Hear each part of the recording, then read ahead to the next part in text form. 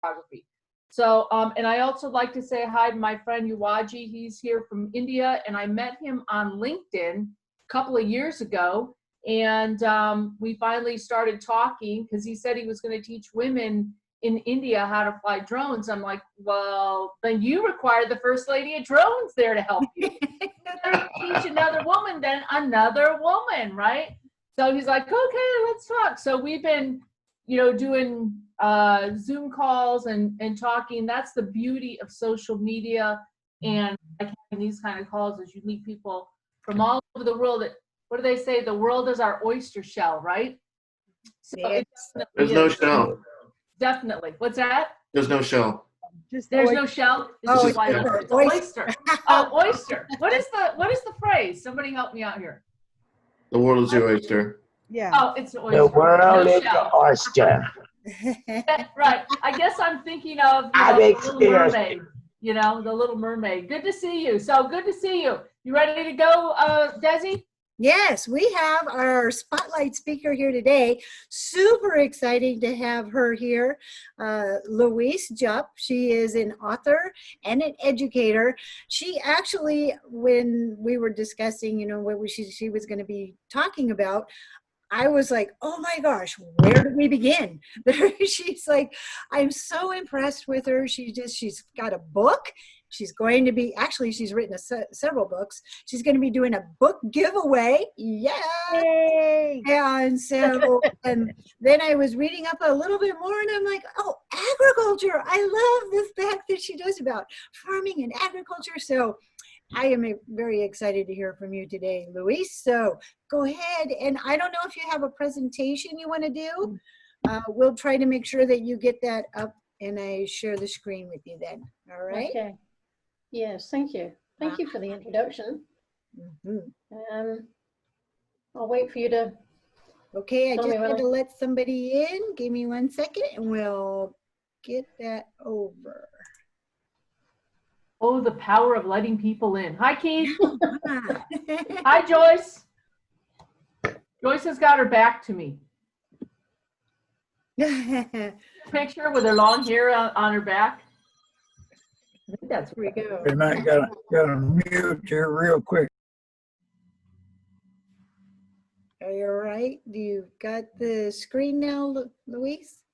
Okay. I hope I can get this right. I haven't done this before. It's okay.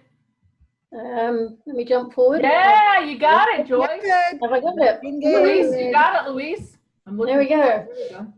Okay. Awesome. Yeah, look, I'll try and keep this. I know I've got 15 minutes, so I'm probably going to blast through this because there's so much to say. We all have lots to say about this amazing industry. But yeah, I'm just going to really kind of give a snapshot on the range of skills. Somebody last week said, well, what can I do in this industry? And I just thought that that was a really interesting point to cover. And I'll cover it through sort of discussing pretty much quickly who I am or what Terreco Aviation, my company, is. And then I'll just have a quick comment about the professional drone industry and then go into reference about the book, which is this one here. And I will talk a bit more about that and just give you an idea of the range of some of the professionals that are out there, but equally how important it is if you're going to get into this professionally, how important it is as a professional. And I think there's a real sort of message that comes out in the book very clearly, and I'll go into that as well. And then, yes, I'll mention the giveaways.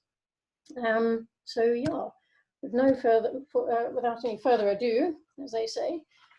Yeah, pretty much Terreco Aviation is a consultancy, and my particular interest is in agriculture, and especially from the perspective of sustainable agriculture. I'm an environmental scientist by trade, and I have a lot of friends who are in agriculture, but it's very difficult to sort of get people to be environmentally sustainable because it often goes against the goals of what are you trying to do as a farmer. And that's what I really like about drones, and I'll come into that a bit more. But that's my kind of focus.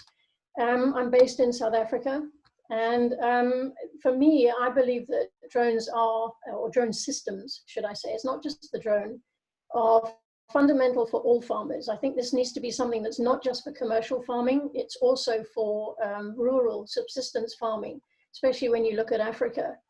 And basically, I also actively promote the industry, the professional industry, through books and through public speaking.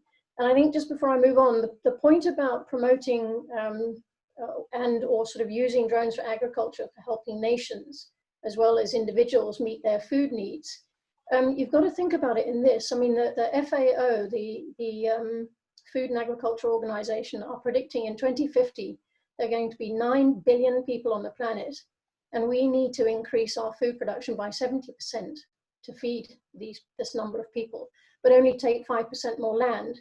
Because if you keep expanding into the systems, you're going to start to affect the system that you rely on to produce the food. So, I mean, those are staggering numbers. And if you look at just Africa and the Southeast Asia alone, you're looking at doubling food supply. So it's really very important. And I feel that drones have a major role to play in that. In terms of the professional drone industry, I think it's a really exciting industry. And I think everybody in this group demonstrates that. There's such an interesting mix of people, and they've all got passion about it.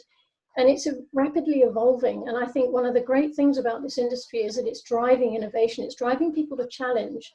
What are we doing in our particular industry? Can we make it more efficient? Can we make it more effective? What can we do with the knowledge that we can gain from the drones, or drone systems, should I say? And I think that that's just really exciting, because people are starting to think, well, why are we carrying on with traditional practices that are so wasteful, or they are unsafe, or they're exposing people to things, you know, to risks and so on. And I love the fact that it's transforming multiple sectors. It's not just construction, it's not just agriculture, it's conservation, it's medical supplies, it's moving people around. I mean, it's not just the small drones, we're also talking about larger sort of taxi systems. And I think that that is fantastic. There's such a range in this industry for people to get involved in. And I think that's a big point, and that often comes out in the book, actually. It's not just the drone. If you're looking at just the drone and think that's what the drone industry is about, you're missing a lot in many ways. And perhaps that's one of the messages to get across through organizations like this, is you don't have to be a drone pilot. You can get involved in designing software platforms, and someone discusses that in the book. For example, you can get involved in designing the algorithms for the artificial intelligence. Perhaps it's going to take all this data and convert it into information that's useful for people. Similarly, there's the aircraft design, or the construction, and even the sensor design, and how to build these. You know, the sensors that we have at the moment are evolving, along with everything else that's part of this digital industry. And I think there's roles for people to play in that as engineers or as designers. And things like that. And similarly, I think a classic one, people love them or hate them perhaps, but you know, we're still, again, evolving within these frameworks for how we're going to deal with protecting people's privacy. How do you protect people's access to data and keeping that data to themselves? What about the regulations? How are we making or helping these regulations to move as fast as the industry is moving? How are we dealing with standards, like DJI has those standards that they now talk about for humanitarian or public safety response? There's a lot that's still coming. And so it's really important, if you want to be the regulator or you want to be the person advising the regulator, there are roles to play there. Education and instruction is a really important one. And I think there's quite a few people in this group that are already doing this sort of thing. There's also getting involved from government. Governments need to get involved to help, like, for example, if you're looking at rural farming and expanding the use of drones in that context, or at least the availability of the information, governments need to be involved, agencies need to be involved. There's a degree that there's some important roles to be played from within the UN or the World Bank or other NGOs, and they can get involved with promoting drone programs, for example. And then I think there's also the industry champion. I mean, every industry has a champion, but I think in many ways we are all champions for this industry. We've seen the value and the excitement in this, and we are championing the sort of use of drones in multiple levels. And I think that's a really exciting thing. So you get into this industry, there is a broad range of ways in which you can be involved. And I think look beyond the drone. What can you do with the drone? What can you do with the data? What can you do with saving people's lives, whether it's medical supplies, whether it's public safety? and so on. There's multiple ways that you can be involved in the industry without having to fly the drone in many ways. In terms of the book, I had a lot of fun with this book. It was really to respond positively to a sequence of events that sort of started in 2018 with the Gatwick closure and the terrible consequences that that had on people's holidays over Christmas time. Then there were some more events, and basically there was just this whole sequence of activities that just were picked up by the media, and drones were bad, and oh, we hate them, and all this kind of stuff. And there was a lot of anger from within the community, the drone community. And I just felt that there needed to be a positive response, and the way to do that would be to showcase the value of drones in the hands of the professionals, because there's a difference between the professionals, between people having fun, you know, just for recreational purposes, or whether it's for drone racing or things like that. There are obviously people out there that are doing what they shouldn't be doing. And I think it's important to showcase what is being done properly. So there are 16 experts in the book from around the world, quite a few from South Africa, but also Zimbabwe, the United Arab Emirates, America, Germany, Netherlands, France, and the UK. So it was really very cool to hear the different stories that were coming out. And basically, they shared their experiences and insights and gave some guidance. They described their professionalism and equally the range of the applications. And in many ways, this book is written for people inside the industry. It's also written for people outside looking in, thinking, is this something I want to do? What can I do? I also feel it's for the skeptics, you know, that people still think, yeah, right, this is just for spying, this is just a toy. And it's to address that and sort of say, no, it isn't. You need to look at this industry in a different way. And it's equally for the beneficiaries, someone like the farmer themselves. You know, what am I getting myself into if I have someone come and fly my farm, or what happens if I use an anti-poaching team on my reserve? It's really helpful for all those that sort of broad range of audience. In terms of the sort of topics that were covered, I'm just going to run through these reasonably quickly. I'm keeping an eye on the time.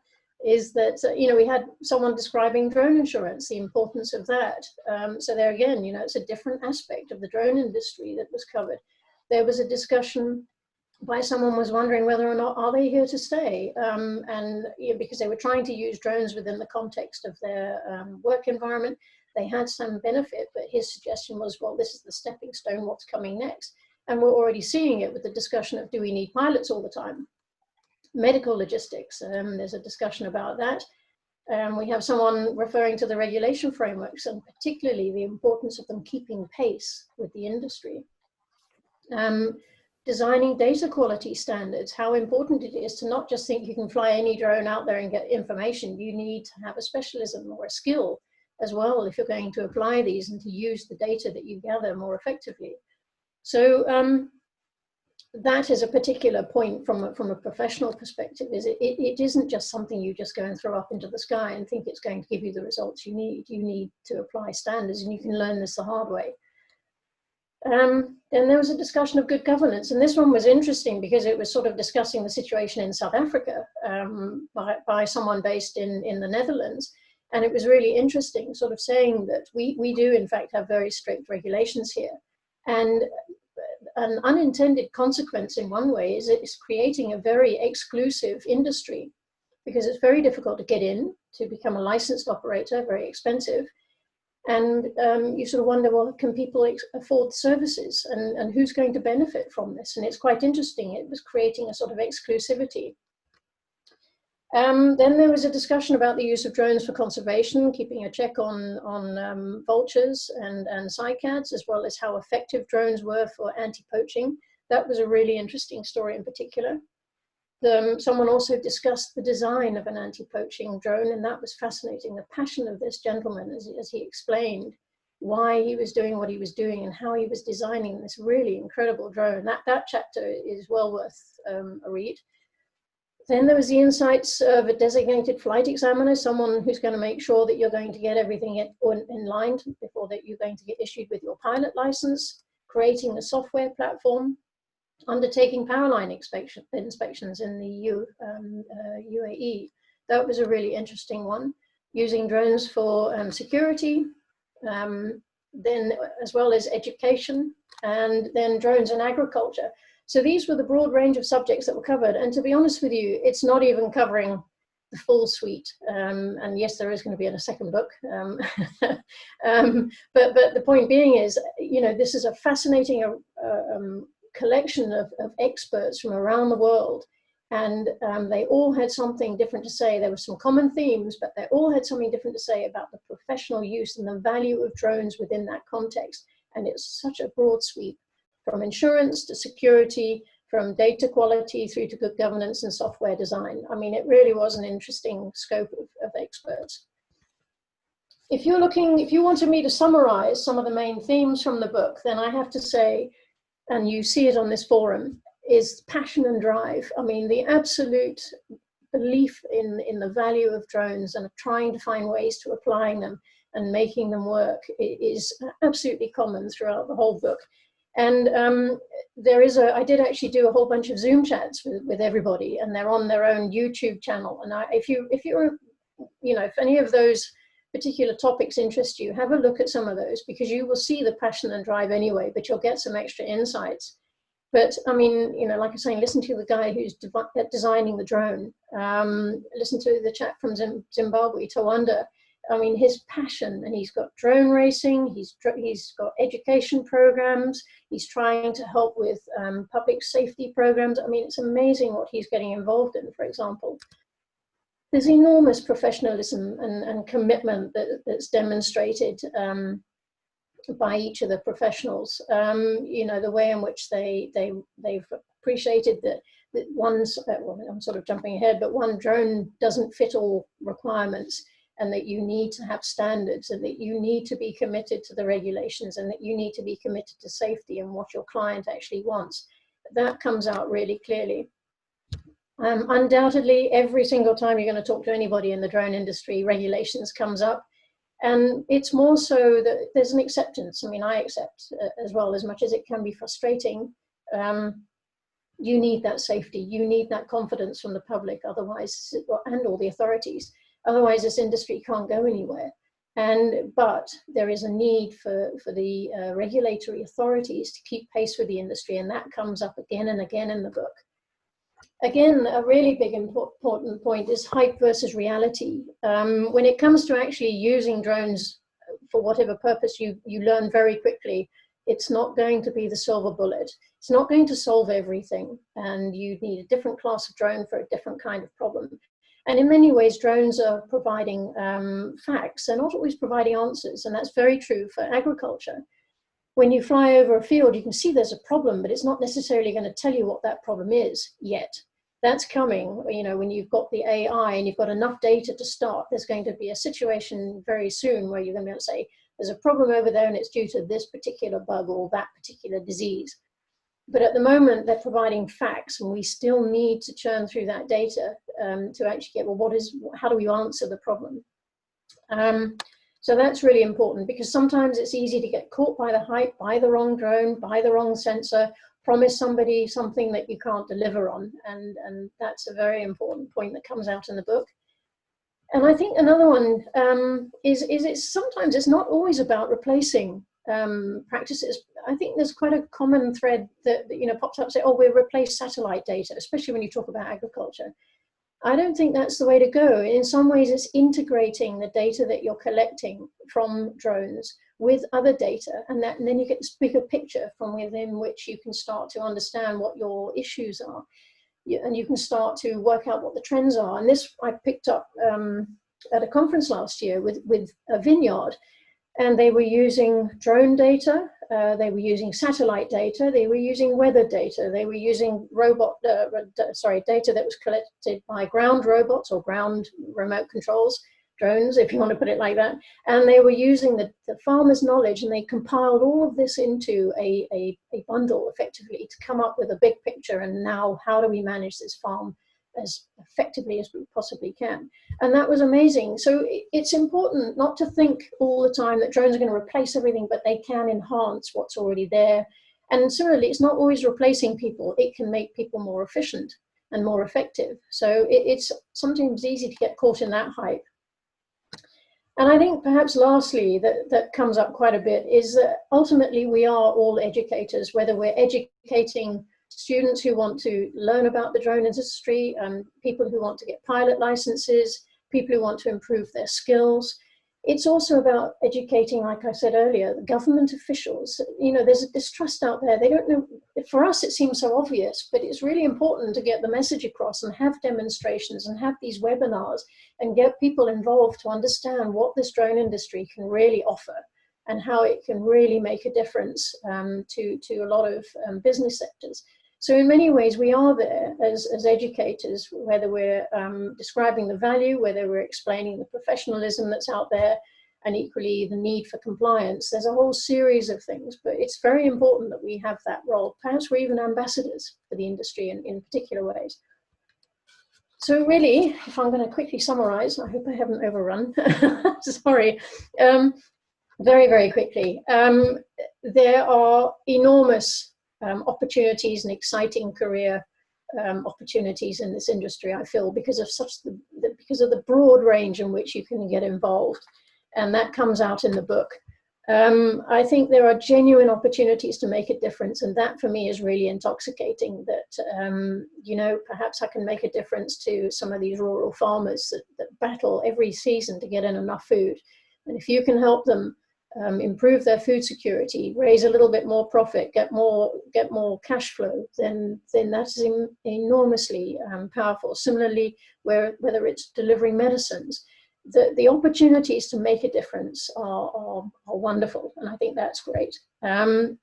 Beware the hype. I think that is a common thread that does come out of the book, and I think it is something that's now becoming more and more recognized in the industry. And be aware of the regulations and the value of professionalism. Do you know what? Sometimes it is easy. I could do it here. Oh, I can't be bothered to go and drive 30 Ks to go and fly my drone. But you know what? It is important to abide by the regulations, and it is important to you know, recognize the value of your commitment to. You're part of the aviation industry now, so it is important to abide by those and be professional in what you do. And lastly, yeah, I've got 5 copies of Drone Professional 1, which I can distribute through Amazon. So if you want first 5 people who send me an email, then which is there, then I will organize Amazon to send you a copy of Drone Professional 1. And as I said, there's a copy, there's a YouTube channel. Seriously, if you're interested, have a look, because the experts are just amazing people, and you know, they really exemplify the professionalism that is out there. So do have a look at the YouTube channel. If you're not one of the 5 that gets through for the giveaway, then have a look on Amazon anyway, and there's Kindle versions and paperback versions. But thank you very much, Desi and Kim, for this opportunity. I hope that was helpful, and thank you very much. That was really great. I really appreciate it, Louise. I really appreciate your level of professionalism and just your outlook in, you know, because where you're at, it's, you know, it's heavily restricted. We had talked about this in a past phone call, and I like how you said, you know, that it's really important for the industry to catch up with the regulations, to catch up with us, and, you know, like just constantly working hand in hand with them. And it's still a baby industry. So, and I really appreciate what you said about the rules and regulations, because, you know, it is really important that we as drone pilots, we give the public confidence in us. That was really powerful when you said that. You know, it's not just about out flying. It shouldn't be us against them. We're out there. We are the leaders that others are looking for. And it's up to us to give the public confidence. And that will integrate, I love the word integrate drones into more technology and more applications. So that was really powerful. Thank you so much. My pleasure. And Thank you. we are the ones that have to promote the safety aspect of it. Yep. So we are the ambassadors. I like that too.